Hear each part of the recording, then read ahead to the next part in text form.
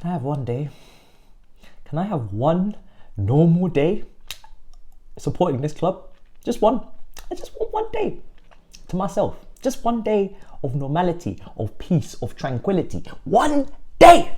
One day. You guys, you are so self-obsessed. You are so suffering from main character syndrome. Every single one of you. Every day with this shit. What's wrong with you? Welcome back to the YouTube channel. You already know what time it is. It's time for another video. I mean, Chelsea Football Club, we are such a soap opera. We are the best version of EastEnders. We are the best version of Emmerdale or Coronation Street. We do not miss every single week, every day. Oh my God. Frank Lampard, breaking news, reached agreement with Chelsea to return as an interim manager until we find said permanent manager. He'll return with his assistants, Chris Jones, Ashley Cole, Joe Edwards, obviously former academy manager. No Jody Morris. Yeah, that's the situation. Frank Lampard is going to be coming in as interim manager at Chelsea Football Club.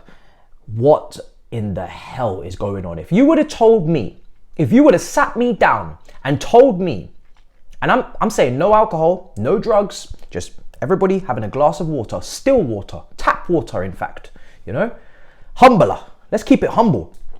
And you were to tell me that we were going to sack Tuchel, who replaced Lampard, hire Potter and sack Potter for Lampard, while Tuchel, I mean, it's just a mess. It's such a mess. We are such a circus. We're such a circus. Now, if I'm to break it down, my initial reaction was shock. Nothing but shock. Nothing but shock, because I genuinely didn't see that coming. He wasn't really spoken about until really earlier on today. And then suddenly that snowball just started going on, and bang, next thing you know, Bob's your uncle. He's going to be getting the interim position. Now, it's a little bit confusing because Enrique came to London earlier this morning. We spoke about that on All You Can Eat Chelsea. He seemed to come with his PowerPoint presentations, his Excel spreadsheets, his documents, and it sounded like he wanted to come and take the job right now. And of course, you know, he pitched to the club, comments and quotes went out, and he wants the job. We know Luis Enrique really wants the job. You fly to London because you really want the job. Nagelsmann seems like he wants the job, but maybe is hesitant, and rightly so. I think he should protect his CV. He should protect his trajectory as a manager, and really deep whether or not he can handle the chaos club that is Chelsea, and whether or not he's the right fit. The board, it seems, are the ones that are trying to take their time, trying to take this slow. They don't want this relationship to start off head over heels for another new name, taking them out to dinner for some wine, roses and chocolate. They want to take their time. So they're not kissing on the first date. They're not going to just take anybody in who comes and waxes sweet nothings into their ear. They want to take their time this time. And rightly so, because the last relationship was a fucking disgrace. The last relationship lasted 7 months and fell to the floorboards. It was the most disgusting, you know, it was just left, right and center, just everything just wrong. You know, red flags galore. And now they want to take their time. And I admire that and I respect it and I agree with it. So then, because they want to take their time with the interviewing process, and we know that they've kind of gone from 7 to maybe 5 to now really these two as the main front runners, Nagelsmann and Enrique, and of course the whole board, the technical and sporting directors may be clashing on who they want. You know, Vivell is clearly a Nagelsmann person, so the board and Bowie may be leaning towards Enrique for that experience at the top level, but funnily enough, there's a little bit of a weird, you know, kind of narrative that Enrique has more experience than Nagelsmann because Nagelsmann is younger. But when you look at the seasons and how many seasons Enrique has on his CV as a manager in club football especially, and how many seasons Nagelsmann has as a manager in club football, Nagelsmann has more. Nagelsmann has managed clubs for more seasons than Enrique has, right? So, because his stints were quite small outside the Barcelona one. So, experience, you know, but I get it, age, and obviously authority and commanding respect when you walk into a room. These are the things that maybe fall into Enrique's favour. But there's clearly a discrepancy and you know, something to be distinguished in terms of who we go for. There's a disagreement. So in comes the interim. And the more I think about it, as much as the rivals are going to laugh and they're going to say Super Frankie Lampard is back at the club, and they're going to say, you know, the manager that was sacked at Everton in a relegation scrap is back at the helm at Chelsea in the top job. The more I think about it, what are we really meant to do? We can't have our cake and eat it, right? They need to get this appointment right. And this season is not worth getting the appointment wrong. This season is not worth them taking a lower level manager instead of one of the top tier managers if one of those managers, Enrique or Nagelsmann, even wanted to wait until the summer, which, you know, don't think is the case, but if it was, that's also a factor. And we have to get that right. We really need to get this next appointment right. This board really need to get this next appointment right. They are being watched. They are under the microscope more than ever with their decision making and what they come to collectively as a group, who the people that they've hired. You know, if the people that they hired got the appointment wrong, say they were to hand it all over to Vavell and to Winstanley and to Lawrence Stewart, and they got the appointment wrong, that would still be the responsibility of Todd Boehly and Egbali, because they hired these technical and sporting directors. So there's nowhere to run. If they get it wrong, you still fucked up. If you get it wrong because you override them, then you still fucked up. So you have nowhere to run. You have to get it right. The next appointment needs to actually be stable and successful. We need to start putting trophies on the board under this ownership in the coming years. So to bring in an interim, then you're looking at options, right? Who will actually take the job as an interim? And you can throw out random names, but they have to be realistic. They have to be feasible. And Frank Lampard is a realistic and feasible option. So the more I think about it, I can't really be angry, because that would be me being hypocritical, because I want them to take their time. I want them to get it right. So if they're going to have an interim in place and then take their time over the elite level appointment, then fine.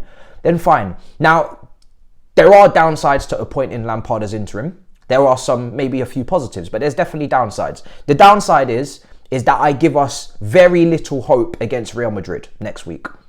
You know, if an elite level top manager comes in, I give us a chance. But with Lampard at the helm, even after a really strong first season at Chelsea with a transfer ban and finishing fourth with the young players, we did get our arses absolutely handed to us by Bayern Munich.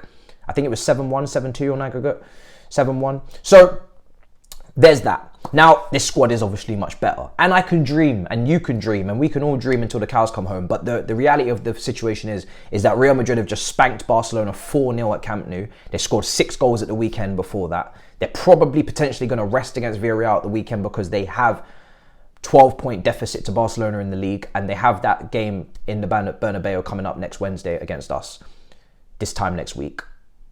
The chances of us salvaging, I mean, we're just not going, let me just be real. We're not going to win shit. We're not going to win no three-peat. That's not happening. We're not winning the third Champions League. We're not going to get past Ancelotti and then Pep or Tuchel. It's just not going to happen, in my opinion. Sorry to be a Debbie Downer, but I'm just being honest. I can't see that happening. So we're basically saying that the season is wraps, right? We're not going to try and do the unthinkable. My bid to get to a Europa League position with this appointment falls further behind, because again, it's not a top tier, it's not a top manager. It's an average manager, really, at best, and I'm being kind because I like him and he's my legend. So, you know, we're not probably even going to get that 6th place now. So we are really just letting the season go on vibes. That's what this is, whether you like it or not. Let's be real, it's vibes. It's a good feeling. It's PR. It's a lot of PR from the board. And you know what? In this circumstance, fine, because you're going to get somebody else, right? You're going to get an elite level manager. You're going to go and get one of the best, or you're trying to look around for one of the best. If he goes on a crazy good run and he gets it on a permanent, my eyebrows will raise higher than my forehead line, my hairline. My eyebrows will be removed from my face, because, you know, do not fall for the foolishness now. Make sure that this is an interim appointment. Do not, under any circumstances, do a stupidness in the summer. This is an interim. This is an interim appointment, and it stays that way, right? And then we need to move forward with a top coach, a top manager. And it's as simple as that. So I just want to get that out the way. It's going to be vibes. We've got a lot of tough trips coming up, so I highly doubt you could even go on a crazy run anyway, because it's very difficult to get done with the fixtures that we've got coming up. We just want respect back on our name, respect back on the badge, and I think Lampard can bring that. He does give a lot of shits about our club. He's a legend. For that reason, he cares. He delivered as a player. As a manager, like I said, he doesn't get enough respect for the first season that he had at Chelsea with the young team, with the transfer ban, with no Hazard, with the young players, Abraham, Mount. He got into the top 4. Second season, it started to fall away. He was top of the league for a while, and then it started to fall away. But it wasn't as bad as everybody makes out. The Everton stint, I'm not talking on that because I ain't involved. That's not my business. That didn't look great. But Chelsea, it actually wasn't as bad as people paint. Wasn't definitely not as bad as what Potter did. So this is a move, and it's better than having Bruno. We don't want to have Bruno for the rest of the season as an interim. Listen, that man said that Potter did an amazing job. That man brought on Gallagher, and he put in a stinker when he came on when we needed a goal. I'm not trying to see Potter 2.0 in terms of methodology and you know, thinking and logic. I'm not trying to see that. So we need a fresh. So this is a fresh. It's not ideal. It's not ideal. Am I excited? I guess in a way, at least I'm looking forward to the next game because it's something different. It's not the same. It's not Bruno. It's not Potter. But I'm very much aware that this is a vibe thing. And I'm not going to lie to you and tell you it's anything other than vibes. We're going off vibes, okay? We're going off good feelings. We're going off seeing someone that we love in the dugout that is, you know, close to us and we're happy to see him again. But it has to be interim and it has to be a short-term basis and go and get that top manager so we can move on to something serious, because this is not serious, okay? This is not serious. This is just banter. It's just banter. So hopefully he can galvanize the squad. Hopefully he can get them doing the basics and moving forward in a better light. We need to win games, starting with Wolves on Saturday. He's going to be in charge for that. And I'm actually more confident that we can win that with him than I would have been prior. So that is, I guess, something, right? And you're going to get trolled. Before I finalise this, you're going to get trolled. Chelsea fans, you're going to get dragged. You're going to get trolled. You're just going to have to put up with it, okay? We're in our banter phase right now this season, and that's it. We're 11th. Hold that. We're going to have to hold that. But good things come to those who wait.